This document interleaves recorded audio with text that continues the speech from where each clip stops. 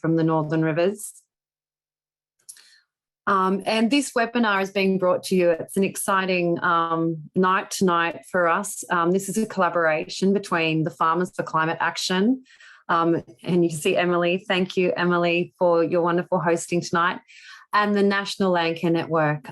So we're very proud to be working together to bring this event to you tonight. And hopefully it's the first of many. So we're looking at tonight, we shine the light on the flood-ravaged experience of the Northern Rivers to explore how networks can both strengthen and fracture during times of climate crisis. We'll be looking at how networks respond to catastrophe, be it saving lives, maintaining mental health, or reviving biodiversity. There will be an opportunity for Q&A. So please, you found the chat and you're using the chat to introduce yourself and which country you're joining us from tonight. Thank you so much. Please, we encourage questions. So if you can use the Q&A area for your questions, and we can return to those at the end of the presentations this evening. And we'll cover some ground. There will be some personal elements here too around self-care, community care and connection, and connecting to country. If you need support during the evening or you find any of the material we're covering triggering for you, please also drop us a message in the chat and we can direct you to some support services. So I'd like to introduce our panellists from tonight, and I'll introduce Emma first, and then I'll introduce Rob. And if Emma, if you want to pop your camera on too, there she is. Thank you both. So Emma Stone is coordinator of the Border Ranges Richmond Valley Landcare Network. Emma has been involved in landcare as a volunteer in northern New South Wales since 1999 and joined the Border Ranges Richmond Valley Landcare Network as the Landcare Coordinator in 2016. Her passions and project activities stretch across the broad scope of landcare, including projects focused on biodiversity, threatened species management, water quality, sustainable agriculture, environmental education in schools, and resilient and connected rural communities. Emma is most inspired to help other landcare groups to access tools, knowledge, and resources to enable their visions to become a reality. And we really look forward to hearing more of Emma's story and perspectives in the webinar shortly. And we're very lucky to have Dr. Rob Gordon, a clinical psychologist and Red Cross consultant, join us tonight. Rob's going to paint a bit of a bigger picture for us to situate our thinking in. Rob is a clinical psychologist who has been working in the field of disaster recovery since Ash Wednesday in 1983. He is a consultant to Red Cross and the Victorian Department of Health and Human Services and has worked with people and communities after the Port Arthur shooting, the Bali bombing, Black Saturday, the Christchurch earthquake, as well as numerous floods, fires, cyclones and other events throughout Australia and New Zealand. Rob will give us some grounding in the psychology of the recovery journey and focusing with a particular focus on networks and community. And then we will hear from Emma, who is deep in the early flood recovery stage here in the Northern Rivers, activating local landcare networks and forging partnerships to build resilience. So with no further ado, I'll hand over to you, Rob, to share some of your knowledge based on that amazing experience. Thanks very much, Kristen. I'll share my screen.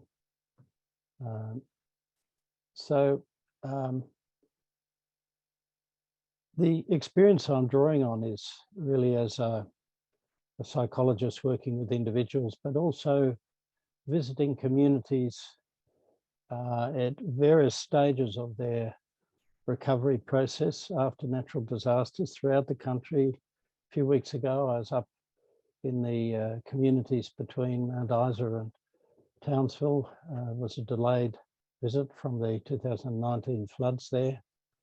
And a couple of weeks ago, I was down in Gippsland doing a follow-up on the fires there, and I'll be going up to the northeast fire zones in Victoria next week.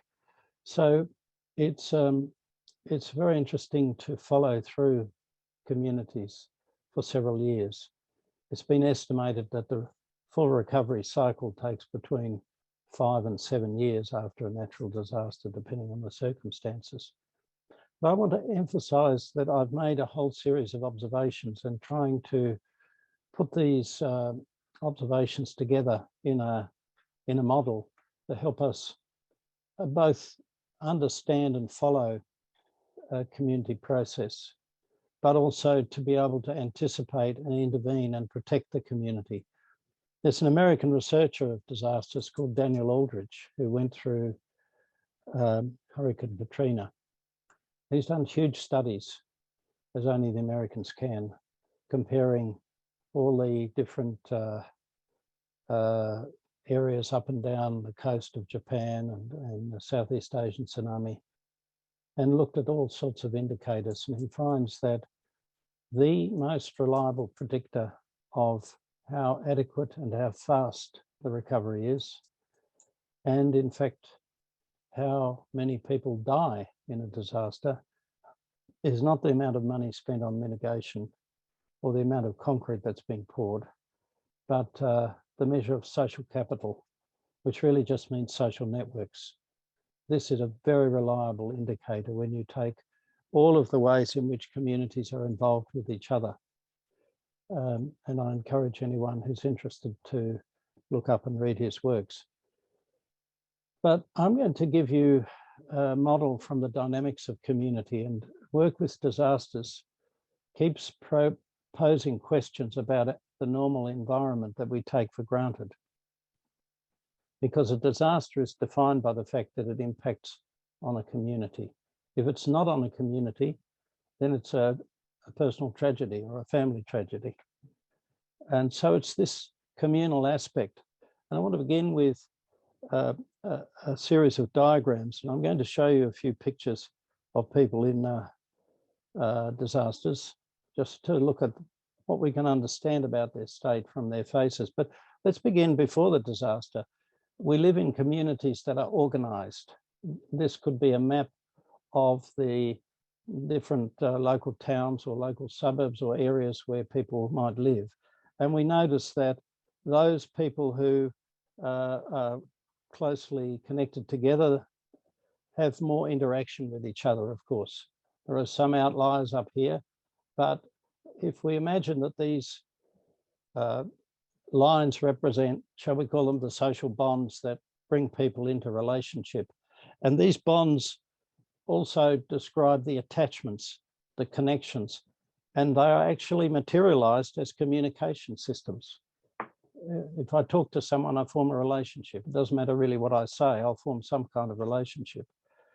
And these pattern of relationships give us, sorry that disappears, but let's look at it again. We get a sense of identity as shown by the different colors in these diagrams. I belong to this community, but when we come to other relationships other than locality, we have different set of arrangements.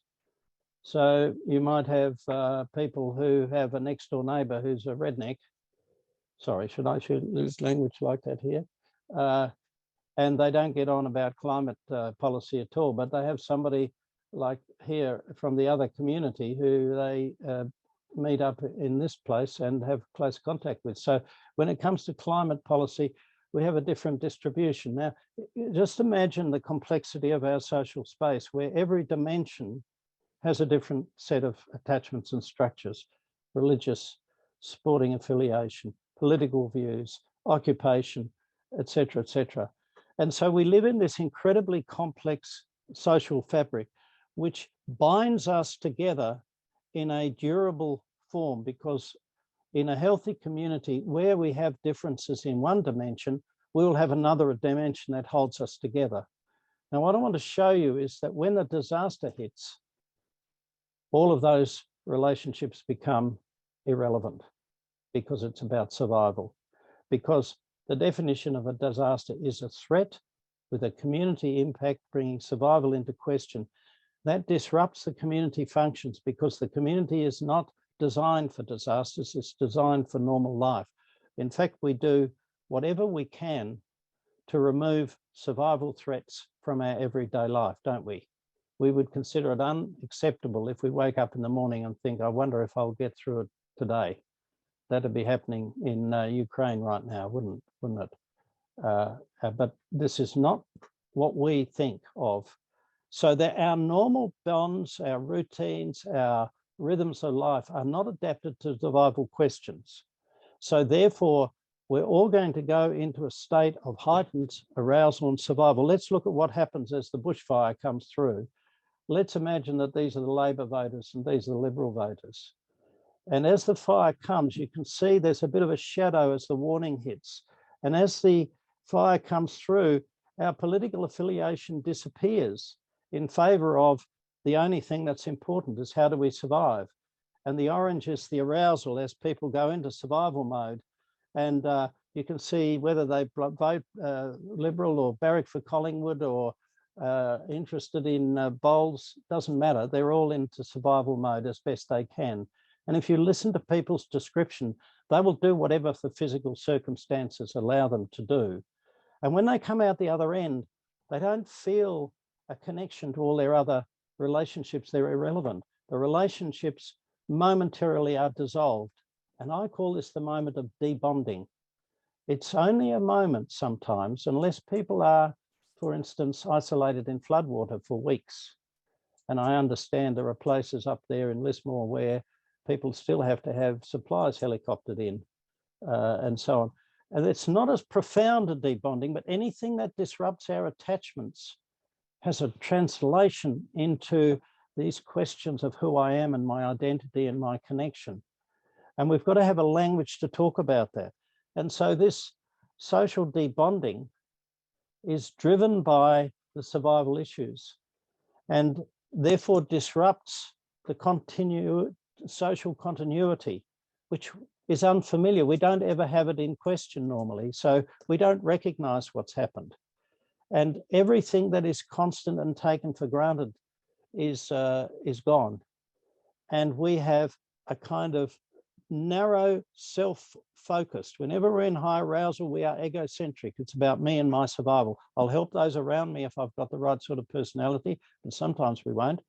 But we're also doing it in an egocentric way. And therefore, the reversal of this social debonding is neither automatic, immediate, or complete.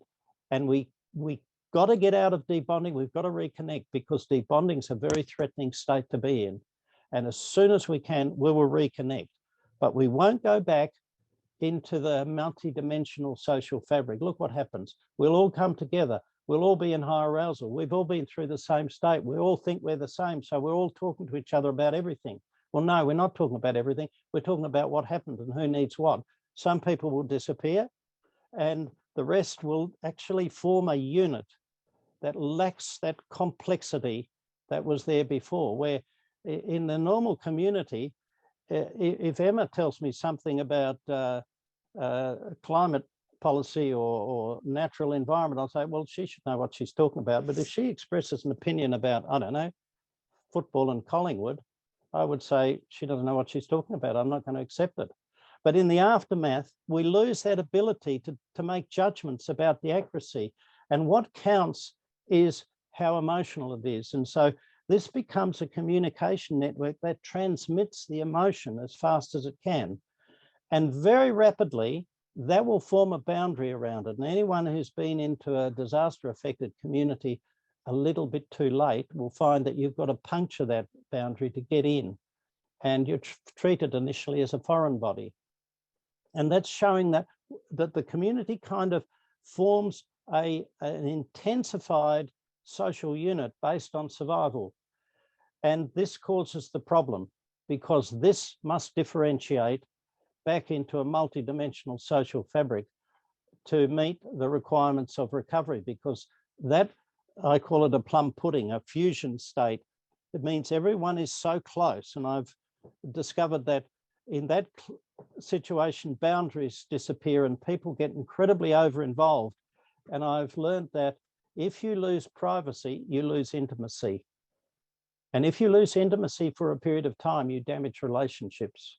And this happens in families, with neighbors, and all of the previous structure of relationships is in danger of dissolving, and people can inadvertently wound and hurt each other. They can tread on each other's toes. They all get very emotional, all gets immediately transmitted. And so what we've got to understand is that we have a task that is inherently social to re-establish social structure. But if we call that a differentiation task, there's a really fundamental principle coming out of social theory that's been researched since the middle of the 20th century. When we don't manage consciously psychosocial differentiation, the default way in which it's established is through hostility, antagonism, competition, anger, and negative emotion. If you put too many rats in a cage, they'll eat each other. You reduce the population by just enough to allow them to have their own little territories, and they'll coexist. And so this fusion state, while it seems to be a wonderful social structure for search and rescue and mutual aid and so forth, is going to be a liability for long term. And what you find is that as the differential effects of the disaster start to show up, who's been affected in this way and who's been affected in that way, who's entitled to this kind of a system, who's entitled to that, the bonds which previously worked on the myth that we all went through the same experience. No two people have the same disaster. And Daniel Aldrich shows very clearly you cannot correlate the effect of a disaster on people's lives with the physical impact. It's only one factor. It's too complicated. And so these factors, so this could be between the insured and the non-insured, or the people who evacuate and the people who don't evacuate. As the consequences show up, it ruptures the bonds. And so the people on either side of that issue actually fall out from each other. And what you'll see is the way assistance measures are given. We could give many examples of this. If they're not given wisely, they fracture the community again in different ways. And often these assistance measures are given in response to political priorities without thinking about the whole complexity of the system. And so what you've got is a system that starts to fracture itself. I call these cleavage planes, from just what I learned in school about diamonds. You know, the diamonds are a crystal structure that has a certain plane where the molecular bonds are weakened. If you hit the structure on that plane, it'll split. And so you can cut a diamond along pre-established cleavage planes. And so the cleavage planes are pre-established by who's in what group and who's not. There may be pre-established cleavages in a group that people don't get on. These will be momentarily obscured, and then the consequences of the disaster start to unfold. And if we're not careful, the whole place starts to split apart. And so what this is actually doing is it's providing a social function. It's starting to separate out through, but through destructive means, the fact that this plum pudding is false. We are not in one situation. We're all in different situations, and we're all upset about it. And so the cleavage planes is very predictable. In every disaster I've been involved in some way or another, they come to light. And so their real function is to differentiate over-involved subgroups according to perceived differences. We live with real differences. Some people have Mercedes and some people have Holdens. Well, we don't have them anymore, do we? They'll be antiques soon. But, you know, we accept real differences, but it's the way the differences are mobilized in this highly emotionally charged communication net. And so these cleavages are not related to pre-established differences and arbitrarily cut across them. They alienate subgroups from each other, fracture support systems. Remember what Daniel Aldrich said, and therefore impede planning and decision-making. People don't want to sit in the same room, and then they'll start to go to the media and talk to the politicians. And so you politicize what actually is a psychosocial process. And once it gets politicized, we lose control of the psychosocial process. And so there's a very fundamental principle that we can manage psychosocial differentiation if we early on develop shared communication systems and altered structures, then we are differentiating, and therefore we don't need the cleavage planes because people are understanding their position. And so one of the important roles is to form some kind of community-based organisation that will cover this, because it's nobody's existing responsibility. It's the whole community. And so this structure represents something we would call in Victoria Community Recovery Committee, which is community members who get together and have links to the variously affected groups who can be helped to get together and advocate. And this green layer represents a specific disaster recovery communication system that can manage the communication requirements and start advising government about things, because we've got to remember that the disaster will affect everybody in some way or another, but governments and agencies usually only serve a small part of the community at a time when they have a particular need. And governments have no experience of dealing with normal people. They only deal with clients in need. And most people have no experience of using government services before a disaster. And therefore, you've got two inexperienced groups colliding. Well, the Recovery Committee can actually be the link that provides a connection to this unique experience. And so gradually this helps to facilitate a new adjustment to a new multidimensional social fabric. It probably won't be the same as it was before. And so we can support this with a number of very simple strategies: community participation, validating emergent groups, and not saying, you're not supposed to be here, you haven't got any authority, you didn't ask us before, but bring them in, that's fantastic. Well, let's work out how to use your help. New communication systems for the recovery needs, constantly reiterating a common fund of information, actively managing social tensions, creating meetings, spreading information, helping people understand this is more complex than I, in my highly aroused egocentric state, believe, and consistency and relief. Now, it's not so simple though. I drew the following diagram after I worked with the community in Shepparton during one of the droughts that affected the Goulburn Valley. And when I presented this model, they said, yep. I said, I don't know what's happening in a drought, but this is what we see in bushfires. They said, yep, it's all happening, but it's all happening at the same time. Because of course, a drought is a disaster without a starting point. You just slowly get bits of the community come under more and more pressure. And so you can actually have one group debonding while another part is fusing. And then when they're in fusion, if the tensions build, they'll debond from each other, and then they'll move through to differentiation, and then things go wrong and they go back to fusion, or they go back to debonding, and so on. And so you can see that there's a dynamic between these. They're processes, not stages. If we're under threat, we debond. If we come out of debonding, we fuse if we've got a common issue. If we fuse too much, we'll start to split, etc. These are the dynamics. And so if we understand that I'm presenting you with the essence of social processes that we need to understand are complex, so we need to diagnose it in relation to the community and its history, in relationship to the circumstances of the disaster. And I can say that every flood, every fire, every disaster is in some way unique because of the way it happens and which community it happens to.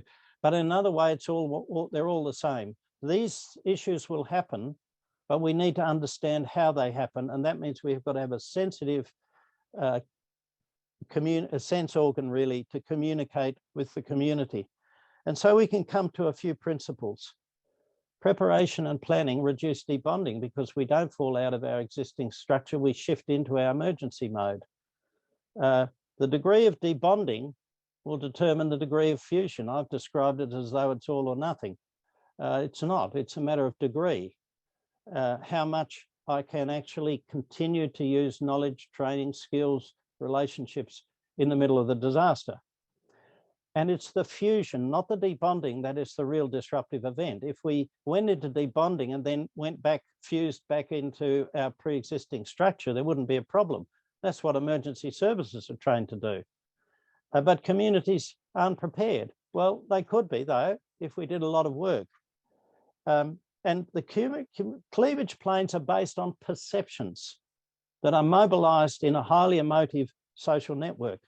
And therefore, information about commonalities across the cleavage suture them up. And I could give examples of meetings where we've mobilized common understandings and people come together. And circulating information promotes communication. Communication facilitates bonds. Group formation promotes communication. And common action promotes constructive differentiation. These are very simple strategies, but they've got to be implemented for the whole community. And finally, sorry, getting excited.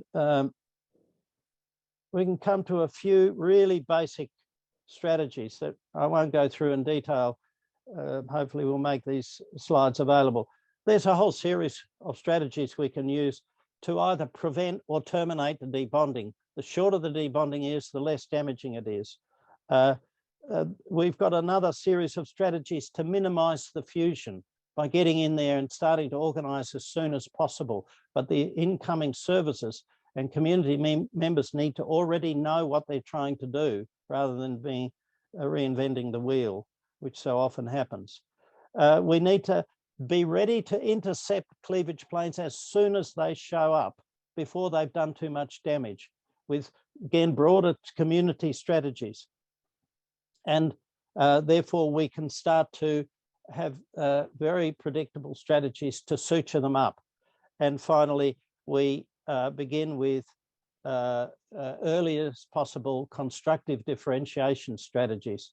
Now, these are very broad strategies, but it's very hard to get anyone to listen to you when everyone's running around on adrenaline, looking at the here and now physical things. It's not the physical things that will determine the success of the recovery. It's the community. The community is the greatest asset that everyone has. That's the first thing we have to take care of. Like for individuals, the greatest asset is their brain.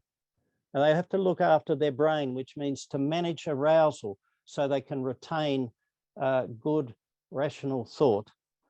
Now, I'll leave it there, and perhaps we can pick up other issues as we go along. Thanks so much, Rob. And the chat has been very dynamic, so there is a bit there, and that was a really interesting overview.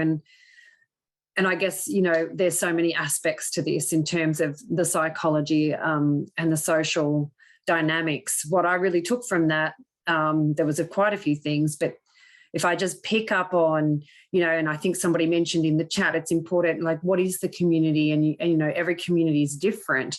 And this idea of common action, and what does the community asset look like? And that, you know, for me leads into your perspective, Emma, where, you know, you're going to bring to us a bit of a story and ground us in the Northern Rivers itself and your experience of this disaster. I think it would be fair to say, and I you know, I'm just thinking we're probably in that interesting space around fusion. And then for me, there's this opportunity, I guess, to think about, well, what next for our community and how do we manage perhaps this social dynamic that I certainly wasn't even aware we're in. So I think very timely to set that scene and to bring these concepts to our attention. So to ground us a little bit in the Northern Rivers before we return to the chat and the Q&A, Emma, you're really interested in your story and your perspectives on this common action, and what does the community asset look like from where you're sitting now in your Landcare network and in the Northern Rivers? Okay, I think I have to blend, you know, a bit of the Landcare story with a bit of my own personal story share my perspectives.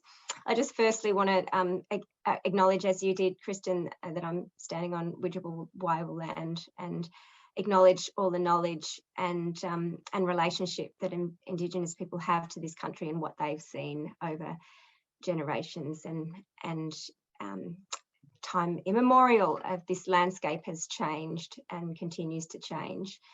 And I just also want to acknowledge the audience, just having that chance to see everybody checking in from where they have come across the continent here, Australia. It's pretty amazing to see so much interest, such widespread interest in this conversation. I was partly expecting a quite a localized audience, maybe beyond the intense bubble of what's going on, of our catastrophe here. But yeah, it's to see widespread interest across Australia. And also I noticed there were people from Zimbabwe and New Zealand as well. And that really means a lot right now, because, you know, we had an intensive period of media attention. And then I know, you know, there has been continuing media attention to the issues we're facing here, but it has dwindled away, and people move on very quickly. But the impacts here are, you know, a long time. We'll be facing the challenges here for a long time to come. So anyway, I just want to really appreciate the interest from the audience. I also want to say hi to the local folk in the company of Maddie and Edie and Kate and Adam, and there's some just incredible powerhouse people who've joined us here, and Steve as well, Lynn. So for those locals that have joined in, you know, really acknowledge there's been so many great people step up and play really important roles in connecting communities through this time. So with that, I just want to drop back a little bit before the flood and wind back the clock to what Landcare is and what we've been doing in the previous years in trying to get our communities ready for continuing challenges and disasters in the face of climate change. So I might just see if this works, just share my screen.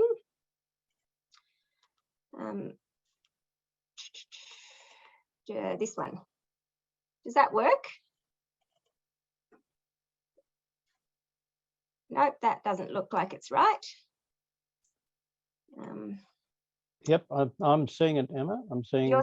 You're seeing the rising strong. Yep, rising strong. Yep. All right. But it's not in display mode. Okay. Slideshow from beginning. How's that? No. Yep. Does that work? Yep. Except you need to go and reverse the display settings because we're seeing two slides. Just click on display settings. Up the top in the middle. That's it. Beautiful. Oh, sorry. Thank you for helping me through this. Now you've got to go back on display again. You've gone off display. Right.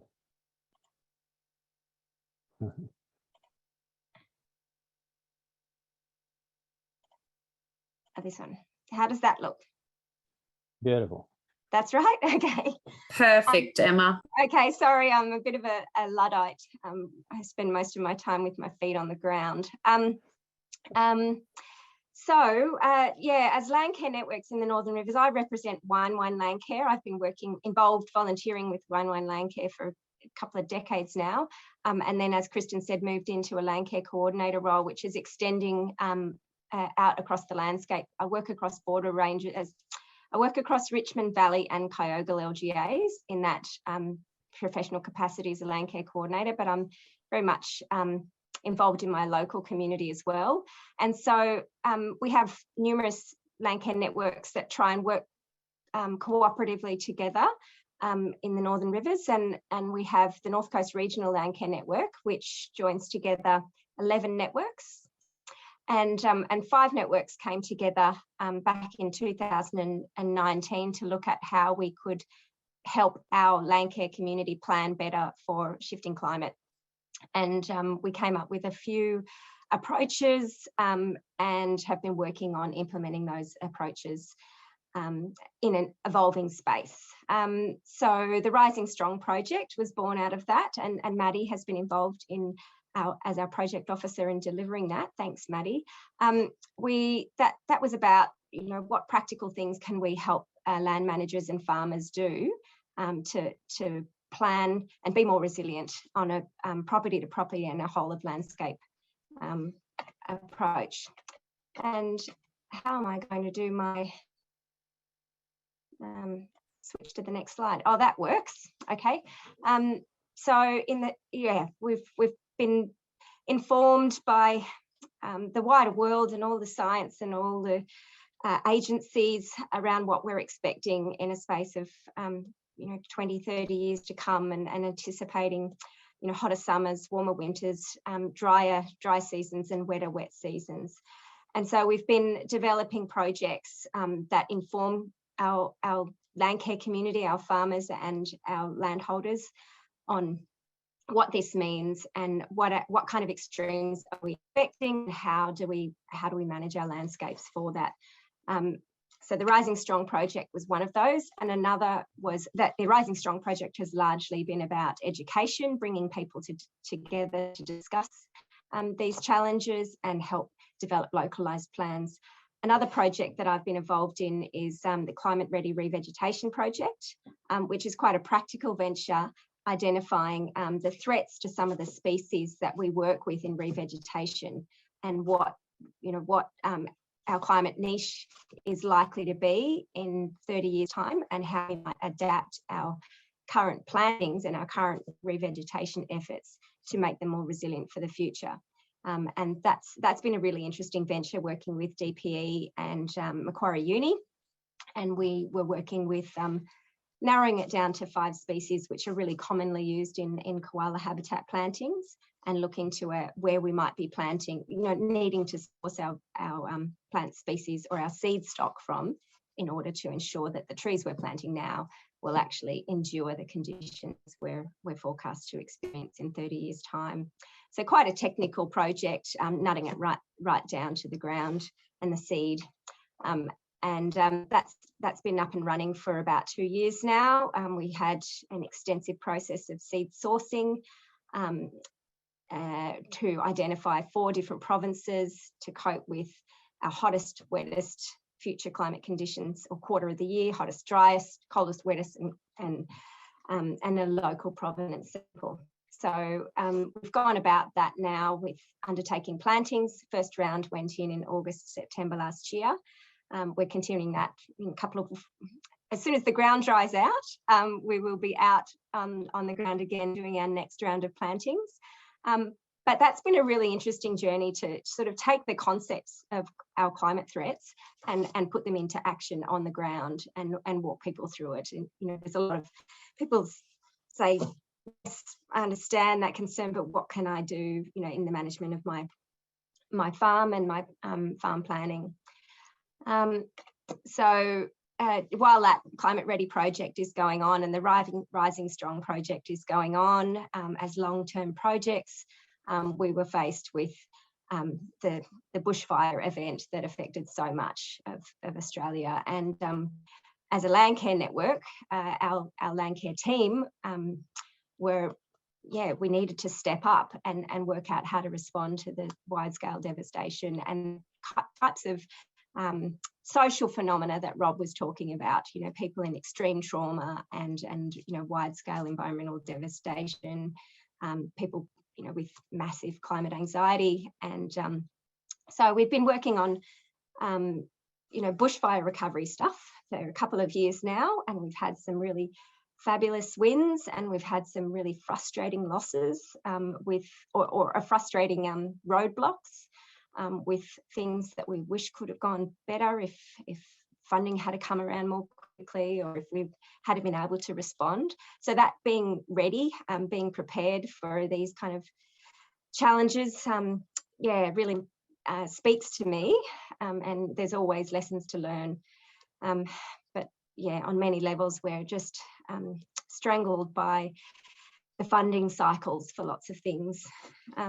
Anyway, through that bushfire recovery process and dealing with people who are in acute trauma all the time, I think lots of us in the Landcare community have sort of stepped up and to get some support with mental health first aid and, you know, accidental counselling, which is often a role you find yourself in. And that's been really helpful. And I think all of those skills have, you know, have helped in this circumstance too. So yeah, there's been a few wins. As I said, we've had this lovely project doing nest boxes in bushfire areas, and it's important to see the silver linings, and it's important to give people hope. And this project was all about that. It was small, you know, the devastation was so wide scale, but just having a little thing that really helped to give people a bit of hope that the wildlife would come back was really positive. So then through this Rising Strong project, and Maddie, if you're still here with us, this was just the most extraordinary time to have this these Rising Strong events that Maddie helped bring together. You know, the title of the event of dealing with droughts and flooding rain and managing the climate extremes was held 2 days before the floods. On the 25th and the 26th of February, we were sitting down having these conversations and bringing members of our farming community together to think about how we can better plan. And now we had to switch venue at the very last minute because our on-farm experience wasn't feasible, and we held it at the Art Gallery in Lismore. And then 2 days later, the Art Gallery was absolutely devastated. So yeah, it was quite extraordinary, uncanny, the timing of that. But I just wanted to acknowledge, you know, the evolving space of responding to disasters that's happening in our Landcare communities, and the lead up and the efforts that are being made to help plan. So then just a little quick snapshot into what I went through personally. We were shut off. I live in Wine. We were shut off by an enormous landslide that looked like it was just going to stay there for weeks, who knows how long. And we ended up being isolated for just a week, which was actually quite an extraordinary, blissful week, really, just dealing locally with our community and that whole journey that Rob talked about of people coming together as we have to in crises, neighbours who usually don't speak to each other, you know, identifying how they can help each other, and everyone, you know, setting aside all their differences and just working together. So as a community of about 70 households, it was just a glorious experience, really. No power, no limited food, and how all the other challenges, no stock feed, how we all could work together to get through that initial period. So yeah, the rose-coloured glasses to local community, to our challenges, then shifted once the landslide was cleared, and we went out to the broader challenge of wide-scale flooding and landslides. And from a Landcare perspective, I moved quickly on to my role and connecting with our Landcare community. We initially reached out to the landholders that we were working with already on existing projects, and it was a bit of a nerve-wracking moment to know, you know, to think whether we should be contacting people in such a time of acute trauma. But that was quickly dispersed because, yeah, everyone that I spoke to really appreciated the contact, and where people had, you know, live funded projects helping them to adapt or to, you know, seek variations or modify and seek extensions. That was the practical step that came next for us in a work mode. And then beyond that was reaching out to our broader Landcare networks. The way Landcare works for us is we have a Landcare network which supports a number of local groups. So my Landcare network of Brivlin, we have 14 member groups, and each of those member groups has, of course, their own Landcare community. So we worked with our key contacts in those Landcare groups, and they spread the news out and as to what we could do and how we could help and how we could link people to services. And it really quickly came to our awareness that there were lots of things going on. There were lots of players in the space of emergency response, and lots of things. Nothing's really perfect, but lots of organisations playing really important roles.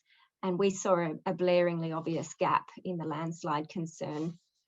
So that's, I guess, where we stepped in. There was no service delivery, there was no technical support.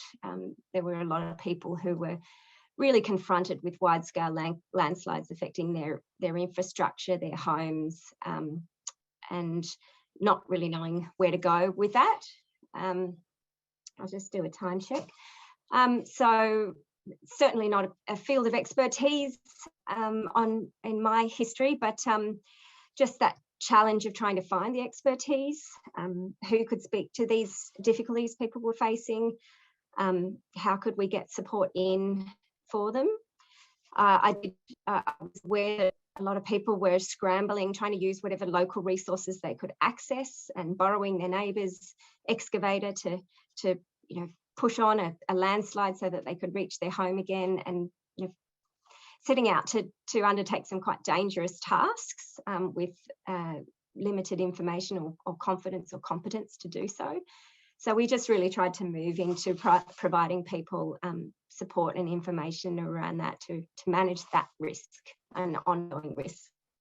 So yeah, it was really widespread, lots of different, every landslide's different, and every really big scale, wasn't reaching the media in the same way that the inundation impact was.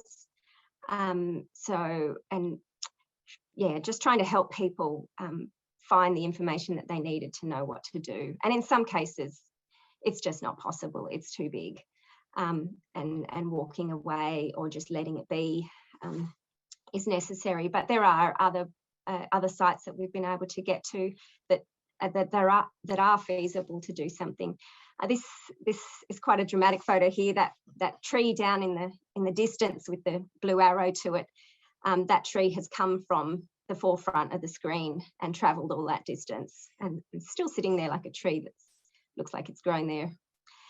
So lots of unfathomable damage to the broader landscape. Areas that were heavily vegetated that you would think were stable came crashing down.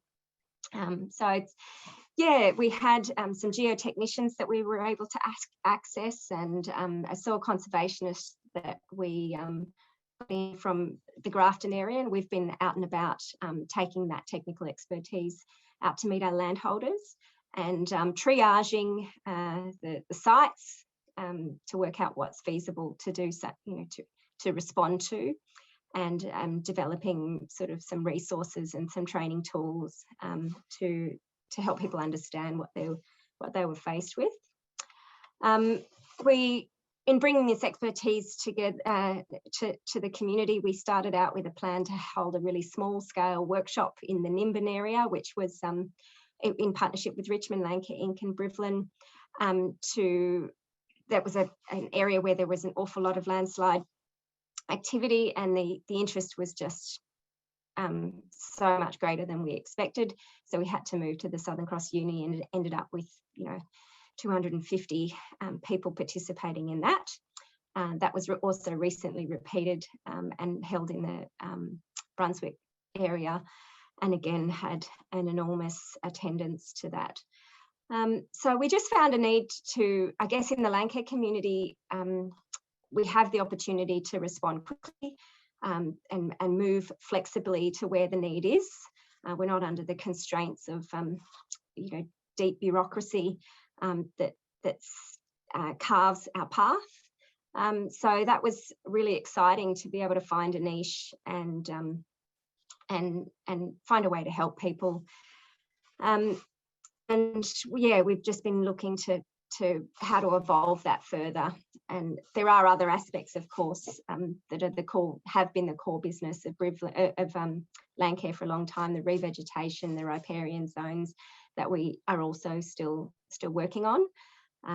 But yeah, as soon as you feel like you have a good idea of what you're doing, and then you're confronted with the scale of these enormous landslides and needing to understand you know, soils and hydrology and geology so much more than we ever expected.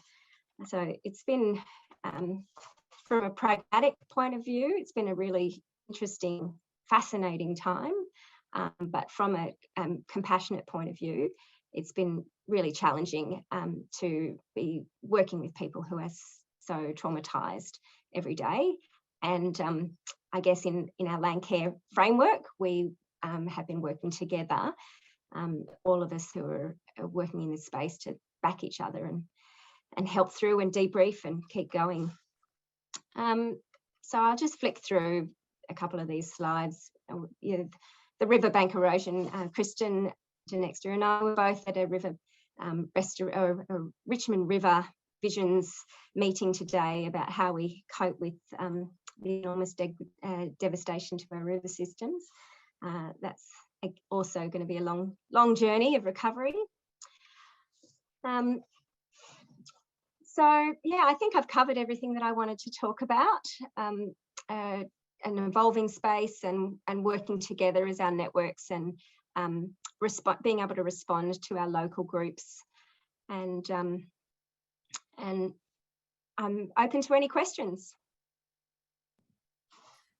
Thank you so much, Emma, for sharing your journey. And I think I probably speak for a lot of people, is, you know, this could well be the first time people are really getting to see images like that, and of that, the landscape scale change, the flood effects and the images of inundation people will have seen, but to actually see the scale of the landscape scale change, yeah, there's nothing I think, yeah, nothing like we've ever seen before. So there's some great questions coming through. Thank you for sharing. And I guess for me, I kind of come back to that that opportunity around, you know, the fusion coming together. And Rob, you were talking about the role of communication a lot in your presentation, and the role of networks. And what I was hearing was this emergent, because there was a communication channel already, that network already exists, you were able to act fast and connect, but then it actually emerged into something slightly different as you were responding to that need of the landslip and landscape move, need for information. So one of the questions that is asked that I might throw open, and feel free, either of you, to jump in, is are there examples of dysfunctional communities being made better by disaster? And I wonder, Rob, that's probably one more for you, but it could be interesting. I heard you saying that your neighbours may not have been speaking to each other so much, Emma, but when those landslides hit, they did. And I guess that's an example of fusion. But Rob, in your experience, do you know if there are examples of dysfunctional communities or social networks that have been made better by disaster?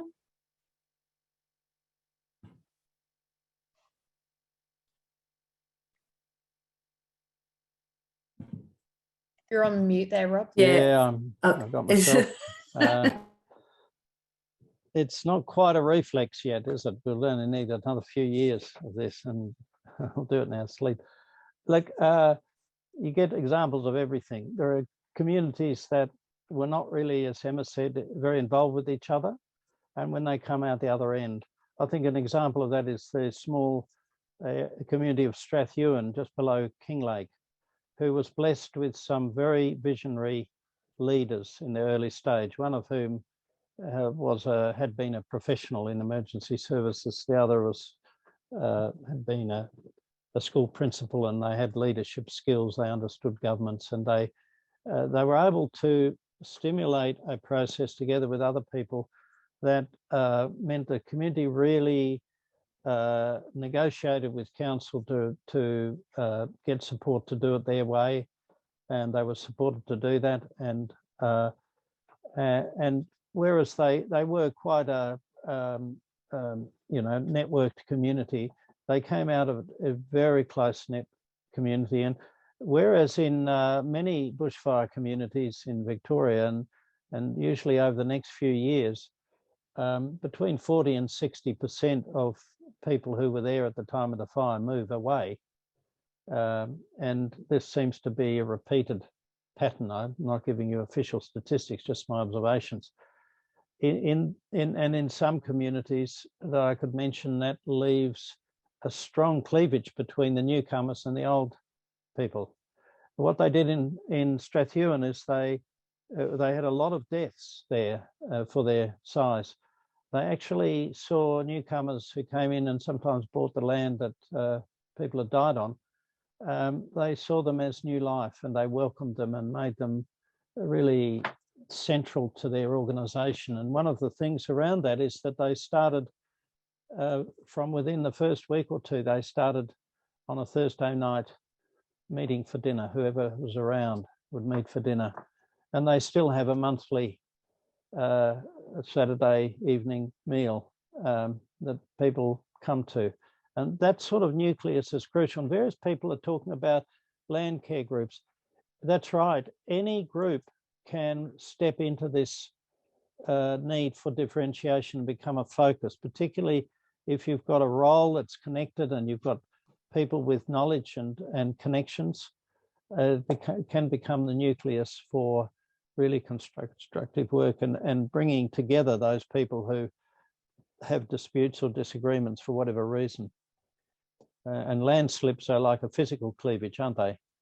That cuts people off from each other, and this mirrored in the social system. Thank you for that. I think that relates to that other question that was being asked there, which was the wondering how the awesome work being done by the Landcare Network fits in with the psychosocial theory and this idea of the multiple community central organising points rather than just one pivotal point, because the Landcare networks do exist as that fabric. They're geographically already, but the communication networks are there. So I think that speaks to that point. And there are other organisations in Lismore. There's Resilient Lismore and the Koori Mail, which is, the emergence of Indigenous-led recovery and the hubs. And I guess the question for us now, there was I can see the fusion, some great, amazing fusion. And now the questions around what next are emerging. One thing that did, is the role of social media in that communication too. And that certainly was a very huge aspect of the way the community in the Northern Rivers has been communicating through the disaster period itself and subsequently as well. So, and question around some of your work, Emma, is around working with First Nations and are you working with First Nations people in your planning? No. Oh, that's a very big question. Yeah, I mean, I'm personally involved in an awful lot of projects, and many of them are done in cooperation with First Nations people. Post bushfire, the interest in cultural burning practice has escalated phenomenally. But I've been involved in sort of grasslands management and Indigenous fire practice for a long time. So there's the personal side, but I think coming to this event as a Landcare coordinator, I represent an awful lot of really amazing local active Landcare groups, and that there's such a diversity of what people are doing, and lots have really strong relationships with First Nations people.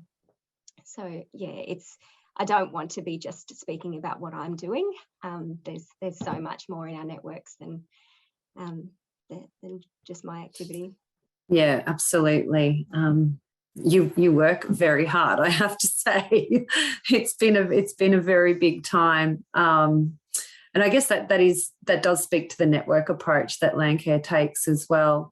Another one around specifically around landslips from the audience is, do you think the landslips might open people's eyes to the importance of the health of Indigenous vegetation on hillsides, and will it lead to an increased call for more investment in bio-bridge work, not only for biodiversity but for landscape climate resilience?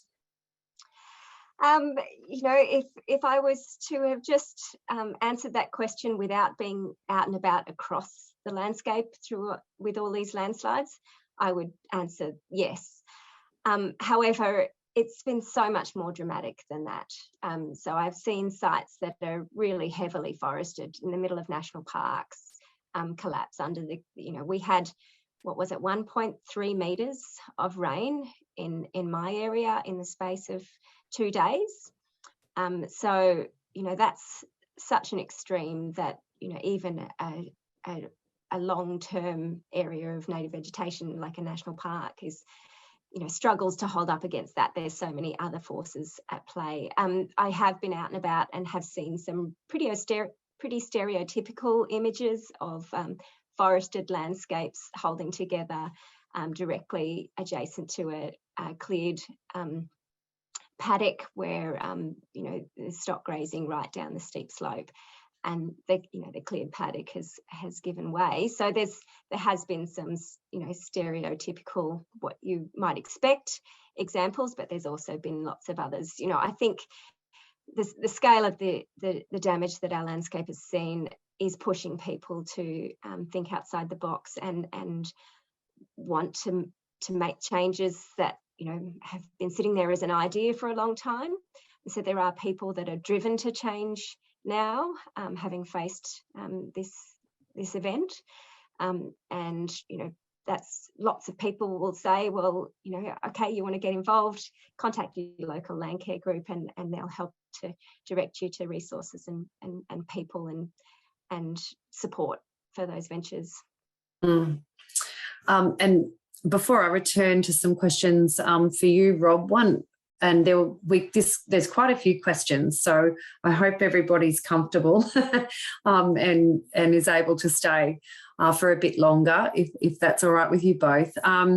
Before I return to you, Rob, this is a direct kind of relates to what you're saying there around the work that you do.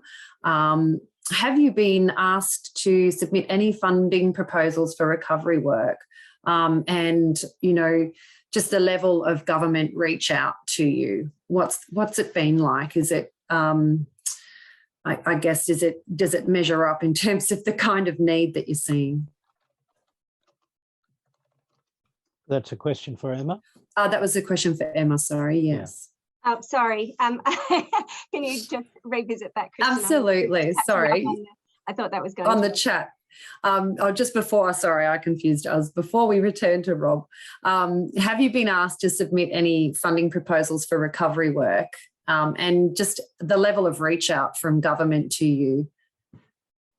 Yes. You know, we are connected with you know, local government and to our state agencies at that Landcare network level. So I guess we are able to represent the issues quite quickly and be able to negotiate with government on need, and that's been, you know, quite an interesting role to play, that being able to mobilise on that. And yes, things are coming through. There's lots of strategic discussion and you know, that role of, okay, what's working, what's not working, where are the gaps, and what do we need to fill those gaps? And there's, you know, short-term things about acute measures of where, you know, there's welfare concerns for livestock that are scaling landslides and losing footing, and you know, cattle having to traverse really sketchy country. And what we can do in that situation. And there's the long-term ventures as well about, you know, how do we identify landslides that are in really important locations, areas of threatened ecological communities that might be a priority for remediation, and you know, how do we get involved in research to better plan for all the land care work that we do in the future to ensure it's more resilient. So yeah, on lots of levels, there's lots of good heads coming together to plan better for the future and to respond to the now. Thanks, Emma. And just returning to you, Rob, there's a really interesting question, and I'll read it out. Hi, Rob. I have lived through several disasters now: cyclones in Thailand, Breivik bombing, shootings in Norway, and the Black Summer bushfires. My experience aligns perfectly with yours. Unless communities are given the ability to reconnect, decide what their responses should be, re-establish social structures, recovery fails.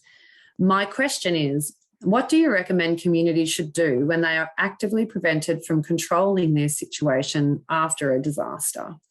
This is what happened in the Black Summer aftermath around Tumbarumba, and it has left a deep, long-lasting scar. Look, wow, you've been through a lot. And I know that if you're talking about the shootings on that island in Norway, I think there were some absolutely textbook mistakes that were made there, from what I understand.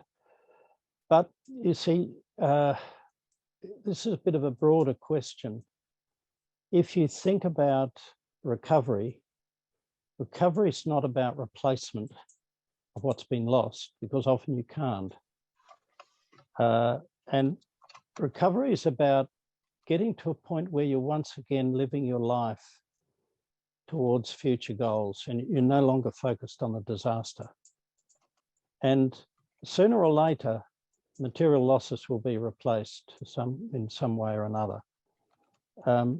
But if that goes on for a long time, particularly when people are vulnerable and you don't get the support and you have these destructive social processes, then there may be cleavages between the community and government if that's not handled correctly. They do enormous damage at a time when people are very vulnerable. And that will often lead to what I call the second disaster, which is what happens during recovery. And that often leads to irreversible changes. The impact is by and large reversible unless people die, of course.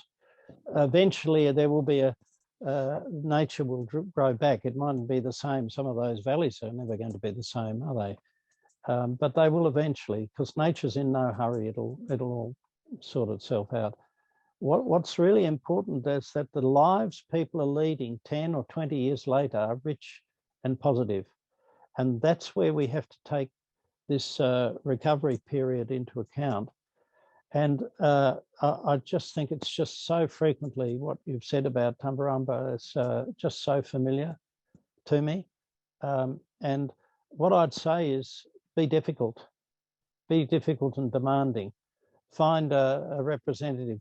Really get organised and make a community voice, because that will attract the attention of politicians. In that sense, you may have to politicise what should be a psychosocial process just to get the support to do it. But that can be quite difficult, because once you get those tensions with community, they will tend to polarise different positions in the community, and the community will split as well. So somewhere or another, somebody has to take the initiative of trying to hold the whole thing together and to build relationships. Now, I think, you know, this various people is talking about,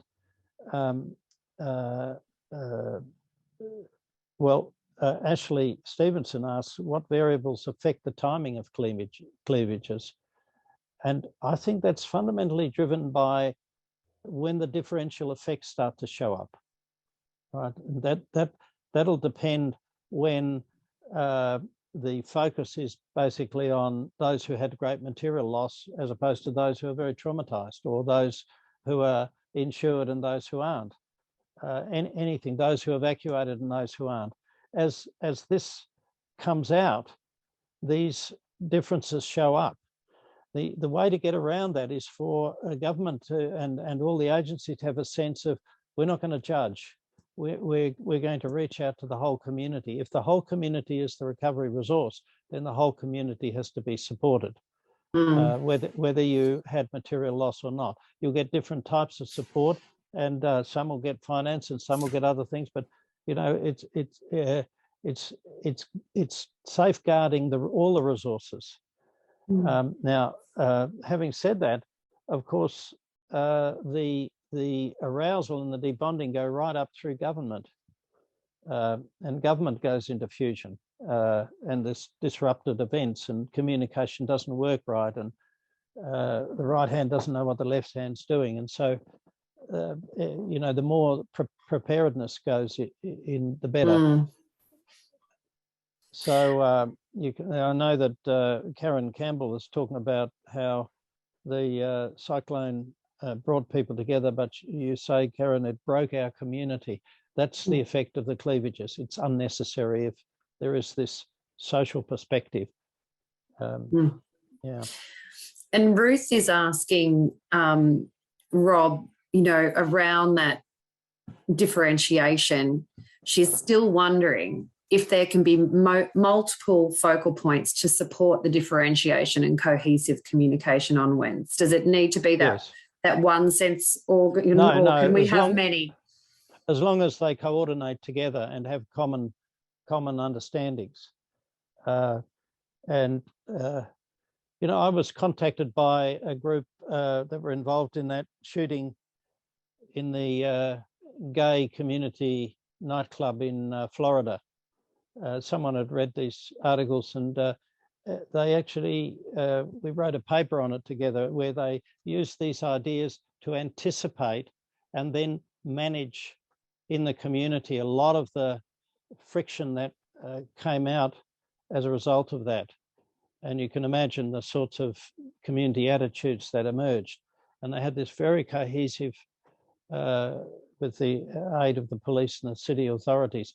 So I think there are opportunities to do that. And whoever can get a voice to start this process is really able to start influencing things.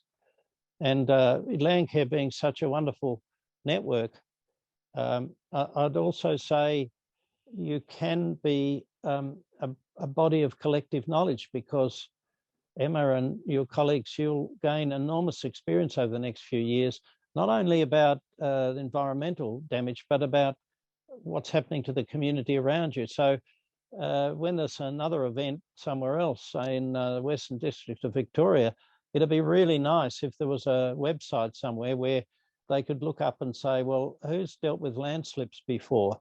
And you know, and network, because nothing replaces experience, and the the informal communication between areas who've had experiences that prevents you having to reinvent the wheel.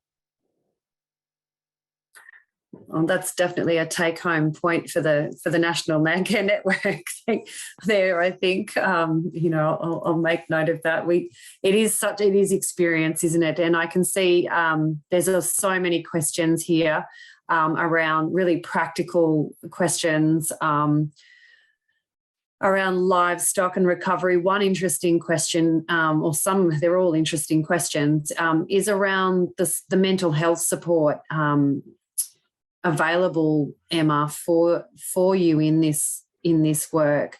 And this is possibly a question for you both, you know, in what professional mental health support is available and or should be available in an ongoing process in these disaster recovery preparedness scenarios.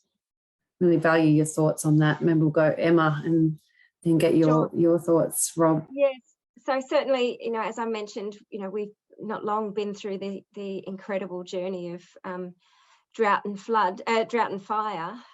So, you know, in readiness for what comes next, and in being able to respond to that in the moment, there was a strong effort to better prepare ourselves. You know, we do first aid on a regular basis. It's really important to be also doing mental health first aid on a regular basis, because you never know when those challenges are going to come around, whether within ourselves or within the people that we work with. So I'm a really strong supporter of, you know, keeping your skills up to date. You can't be everyone. You can't be everything to everyone. So being able to refer people on, being able to find who people might connect to, and find a common community, people that share their experience, encouraging people, creating spaces to get people to talk to their neighbours or talk to people who have a similar lived experience. That landslide event that we had where we brought people together who had the same issue, and the conversations that came out of that, and a sense of shared understanding for that aspect of the tragedy was really good. So yeah, just encouraging networks always is just so fundamental to community resilience, I think. Yeah, it's a really important point. The fact is that most people don't go and see counsellors. That's just the facts. Mm-hmm. I gave a presentation last year at a psychology conference on how people who have been traumatised and don't see counsellors process their trauma in their communities. And we've seen how that's been disrupted by the COVID lockdowns. We've seen quite a noticeable disruption of the processing in Victoria after the bushfires, because communities couldn't get together. People process things together because they understand each other and they are interested. But so I think what we can say is that the situation is much better. There is a recognition after Black Summer.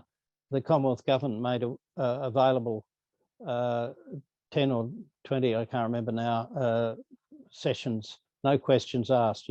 Anyone who was involved in those areas or had a bushfire experience, even if you evacuated, you could simply claim them, and they could be delivered at a modest cost that was just no cost to the person themselves. It's the first time that's been done on such a broad basis. But the state governments, that's setting the standard now. State governments are also providing counselling services. It can be very difficult to get people into remote areas. There's a great shortage of rural health and mental health workers, but the principles are there. But often I think we need to value informal support that comes through all the people like Landcare and so on. And I bet you have people in the course of talking about Landcare, they talk about their problems. So the whole issue of networking support to the informal supporters, right through from hairdressers and bartenders and anyone who's in these communities talking to people is going to get loaded up, and there's a risk of vicarious trauma. Therefore, I think it's very important to provide education, and Red Cross and Phoenix, the statewide, the national PTSD, post-traumatic stress disorder agency, provides community members with training in very simple procedures, psychological first aid and support and that sort of thing. So I think it's very valuable if community members get that. And the time that's going to be most important, there's often a rhythm of about 6 months, and you guys in the Northern Rivers are copying that around about now. That's a time when people who have been running around on adrenaline mode trying to get on top of everything start to get very tired, and when our physical fatigue is great, we can't manage emotions, and that's when crises hit. And there's a peak of demand often around about the anniversary as we lead into the same seasonal conditions and all the triggers start coming. And what we have to support is community education and information I've just been making some videos and podcasts for the storms we had down here that knocked all the trees over, so that many people can, once they understand what's going on for themselves, they can start to make decisions about taking care of themselves. The essence of stress is that I don't think about myself.